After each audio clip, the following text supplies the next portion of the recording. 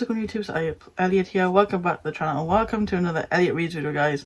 This is going to be my June TBR, and guess what, guys? Happy Pride Month, guys. So all the books that I have here for the month of June are either written by LGBTQ authors or have an LGBTQ character in the book. In celebration of Pride Month, I'm going to be reading Pride books. So yeah, just to say, this channel is a safe space for people in that community. So if you have anything negative to say about the community, please keep your opinions to yourself. The comment will be deleted if it's negative. And yeah, we're just all here to have a good time, and it's a safe space for the people in the LGBTQ community. So yeah, if you have any negative thoughts, then keep them to yourself, please. But yeah, let's get into the video and see what I'm going to read for the month of June. So yeah, there's 7 books that I'm going to be reading. They're all ebooks. I don't have them physically. They're all ebooks. Let's get into the video and let's see what I'm reading, guys. The first book I'm going to read is The House in the Cerulean Sea by G.J. Clune. This is an LGBT, romance, fantasy, young adult, magic, contemporary book genre. About magical children, and they are looked after by a government, and they have a caseworker called Linnaeus Baker, and he is the one that foresees everything to do with magical youth. All these magical youth are in orphanages, so the government run these orphanages where these magical children are. And Linnaeus's job is to make sure that the children are getting well looked after, they're safe from themselves, each other, and other dangers that could happen to them because of what they are. They're safe and up to scratch, they're getting fed, they're getting watered, they're getting everything that they need. And if that's not happening, then he has the authority to close it down. So Linnaeus is summoned by the government, and he is given an assignment to go to an orphanage on an island where 6 very dangerous children are, and he must go and see if this place is fit to be still running. And the guy who runs the orphanage will do anything to keep them safe, so he'll stop at nothing to keep this orphanage open for these kids. But obviously Linnaeus has other ideas. He doesn't think it's safe, but he's got to make a decision if to keep it open or close it down. So yeah, that's what the first book is about, but I'll read the blurb so you know what it's about. Linnaeus Baker leads a quiet, solitary life. At 40, he lives in a tiny house with a devious cat and his old records. As a caseworker at the department in charge of magical youth, he spends his days overseeing the well-being of children in the government-sanctioned orphanages. When Linnaeus is unexpectedly summoned by extremely upper management, he's given a curious and highly classified assignment: travel to Marsyas Island Orphanage, where 6 dangerous children reside: a gnome, a sprite, a wyvern, an unidentifiable green blob, a were-Pomeranian, and the Antichrist. Jesus. Linnaeus must set aside his fears and determine whether or not they're likely to bring about the end of days. But the children aren't the only secret the island keeps. Their caretaker is a charming and enigmatic Arthur Parnassus, who will do anything to keep his wards safe. As Arthur and Linnaeus grow closer, long-held secrets are exposed, and Linnaeus must make a choice: destroy home or watch the world burn. Yeah, very excited to get stuck into it. Sounds really awesome. My first fantasy book, guys. I'm excited. A new genre. Wow. I'm actually delving into a new genre. So excited to get into it, guys.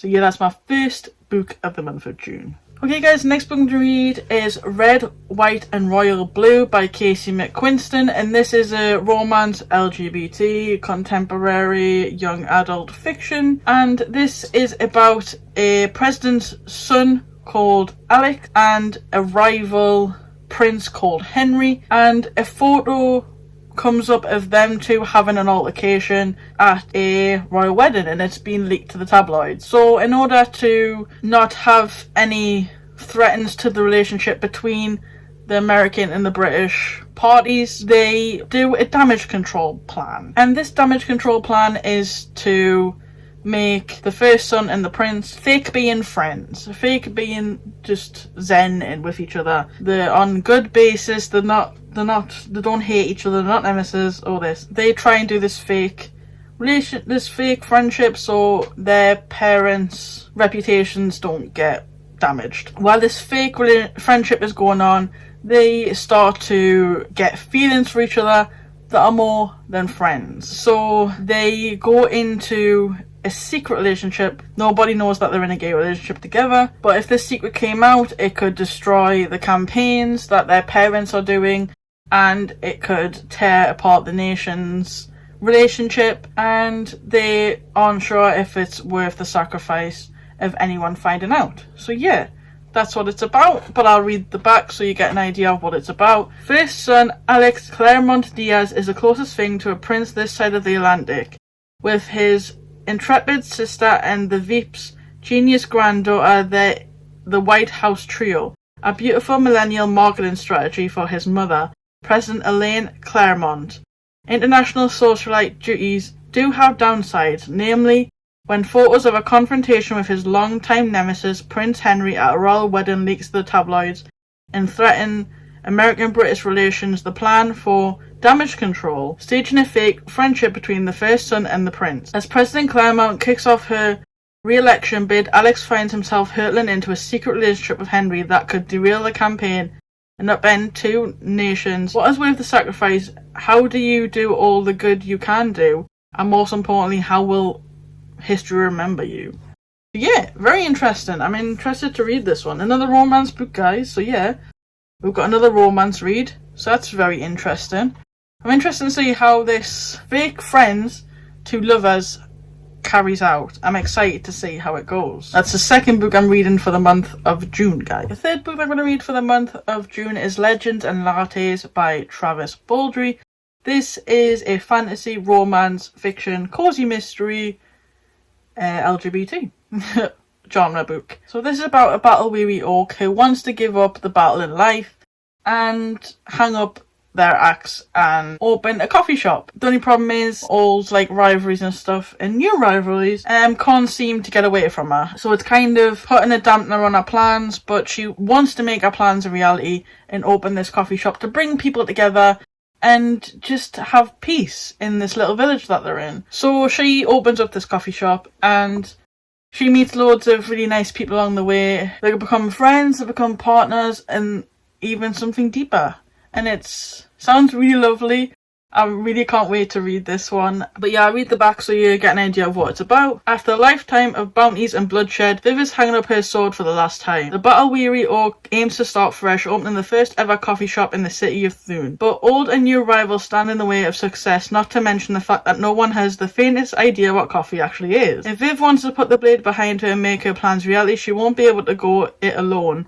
But the true rewards of the uncharted path are the travellers you meet along the way, and whether drawn together by ancient magic, flaky pastry, or a freshly brewed cup, they may become partners, family, or something deeper than she ever could have dreamed. So yeah, very cute, very nice. I think it's going to be a nice chill fantasy read, and I'm really excited to read it. I've been wanting to read this for a while. It's been in my TBR for a while, so yeah. That is the third book that I'm reading for the month of June. Okay guys, the fourth book that I'm going to read for the month of June is Boyfriend Material by Alexis Hall.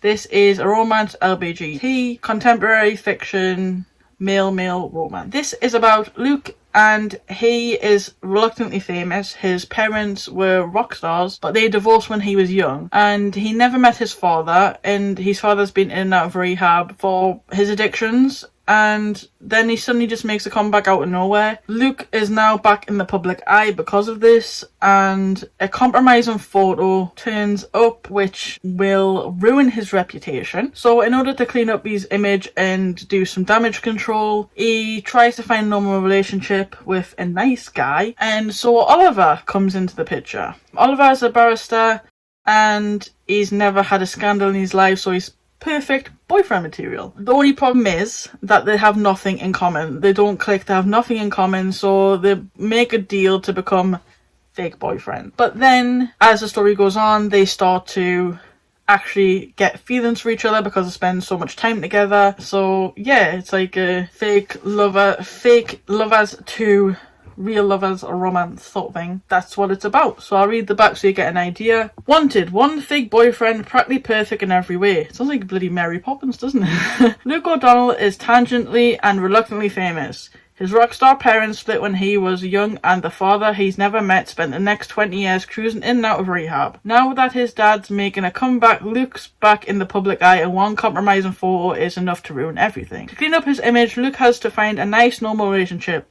And Oliver Blackwood is as nice and normal as they come. He's a barrister and ethical vegetarian, and he's never inspired a moment of scandal in his life. In other words, perfect boyfriend material. Unfortunately, apart from being gay, single, and really in need of a date for a big event, Luke and Oliver have nothing in common. So they strike a deal to be publicly friendly, fake boyfriends until the dust has settled. Then they can go their separate ways and pretend it never happened. But the thing about fake dating is that it can feel a lot like real dating, and that's when you get used to someone.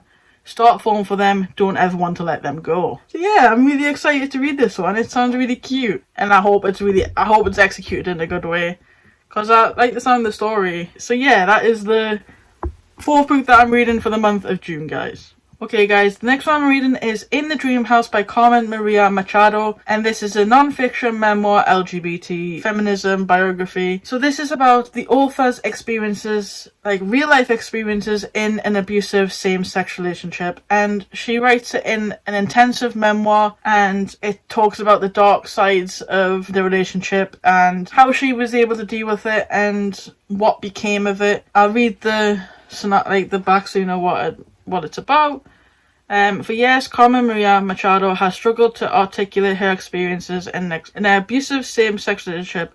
In this extraordinary candor and radically inventive memoir, Machado tackles a dark and difficult subject with wit, inventiveness, and an inquiring spirit, as she uses a series of narrative tropes, including classic horror themes, to create an entirely unique piece of work which is destined to become an instant classic. I'm really interested to read this one, guys, because I always like reading about like true stories and things that happen to people and how they deal with it and how they cope with it.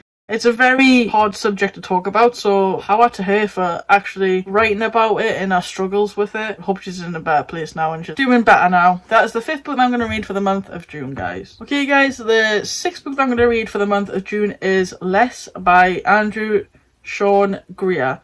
And this is about a failing novelist who is about to turn 30, and his long-term lover is marrying someone else, and he gets an invitation in the post to the wedding, and in order to avoid like going to this wedding and people whispering and spreading rumours about what happened between them, he takes a course of action to accept like every literary job invitation that he's been given. She'll take him around different parts of the globe, so he's away from the wedding and the man that he loved or still loves. And yeah, that's what that's about, but I'll read the back so you get an idea. Problem: you are a failed novelist about to turn 50. A wedding invitation arrives in the mail. Your boyfriend of the past 9 years now engages someone else. You can't say yes, it would all be too awkward, and you can't say no, it would look like defeat. On your desk are a series of half-baked literacy invitations received from around the world. Question: how do you arrange to skip town? Answer: you accept all of them. If you are off or less. Thus begins an around the world in 80 days fantasia that will take off or less to Mexico, Italy, Germany, Morocco, India and Japan, and put thousands of miles between him and the problem he refuses to face. What could possibly go wrong? Well, Arthur will almost fall in love in Paris, almost fall to his death in Berlin, barely escape to a Moroccan ski chalet from a Sahara sandstorm, accidentally book himself as the only writer in residence at a Christian retreat centre in southern India, and arrive in Japan too late for the cherry blossoms in between science fiction fans, crazed academics, emergency rooms, starlets, doctors, exes, and on a desert island in the Arabian Sea, the last person of he wants to say somewhere in there he will turn 50, the second phase of his life, as he thinks of it, falling behind him like the second phase of a rocket. There will be his first love and there will be his last. So yeah, very interesting book. Sounds like a very interesting read, doesn't it? Arthur's a bit of a clumsy man, and he wants to avoid the awkward with his ex-boyfriend, who is now getting engaged to someone else and marrying someone else. I absolutely wouldn't accept the invitation to go to a wedding with my ex. You know what I'm saying? I wouldn't accept it, so I can see why he wants to avoid it and go around the world and do all this stuff. So fair play, Arthur, son, fair play. But yeah, that's the 6th book that I'm going to read for the month of June, guys. Okay, guys, the 7th book that I'm going to read for the month of June is Cemetery Boys by Aidan Thomas, and this is a fantasy, yes, another fantasy, LGBT, young adult, romance, fiction, paranormal. Okay, this is about a trans guy called Yadriel who comes from a traditional Latinx family, and they don't accept his gender and who he wants to be, and he wants to prove to them that he is a real Brujo, which is a magician, if you don't know what that word means. He's a magician. And with the help of his cousin and best friend Maritza, he performs this ritual that he's meant to perform with his family himself, and he does it to try and find the ghost of his murder cousin to be able to set this spirit free, and so that his cousin's at peace. But the ghost that he actually summons is Julian Diaz, who is the bad boy at his school. But Julian doesn't want to go into the spirit world without finding out what actually happened to him and tying up the loose ends before he does agree to go to the other side. So Yadriel agrees to help him out so they can both be happy and get what they want from each other. But as the story progresses, Yadriel kind of starts getting feelings for Julian and comes to the conclusion that he doesn't want Julian to leave because he has feelings for him. Which is very sweet and very cute. And I hope they can be together. Because this is only book 1, so this is a series, guys. So maybe they do get together, maybe they don't, who knows. But I'm excited to see what happens. And another fantasy, and it sounds absolutely fantastic. It sounds really good. I like the whole paranormal fantasy thing. I love like paranormal stuff. I love like fantasy is probably going to become one of my favourite genres because all these books sound absolutely awesome. Like, the fantasy ones sound freaking cool. So I'm really excited to get into this one, but I'll read the back so you know what it's about. When his additional Latinx family has promised accepting his gender, Yadriel comes determined to prove himself a real Brujo. With the help of his cousin and best friend Maritza, he performs the ritual himself and then sets out to find the ghost of his murder cousin and set it free. However, the ghost he summons is actually Julian Diaz, the school's resident bad boy, and Julian is not about to go quietly into death. He's determined to find out what happened and tie up some loose ends before he leaves. Left with no choice, Yadriel agrees to help Julian so that they can both get what they want. But the longer Yadriel spends with Julian, the less he wants to let him leave. So yeah, really excited to read these 7 books for the month of June and celebrate these Pride characters and Pride authors. So I'm really excited to get stuck into these books and read some new genres for a change. We've got a lot of fantasy in there, paranormal and things. I'm very excited to read them, and we've obviously got like a non-fiction book which is based on someone's experiences in a very difficult situation. I'm very excited to read it. A lot of these books actually come from like TikTok trends that I've had in my TBR for a very long time. But I can't help myself buying books, guys, and I end up buying books from the works that I want to get through first.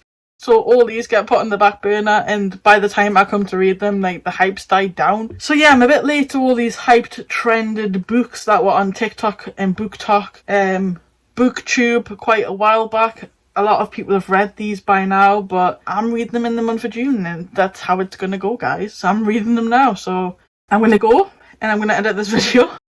And yeah, I hope you guys enjoyed seeing what I'm going to read for the month of June. And I hope you guys have a kick-ass Pride month. And stay safe, stay awesome. And I will see you guys in the next video. Peace out, guys, for tonight. Wherever the world you are.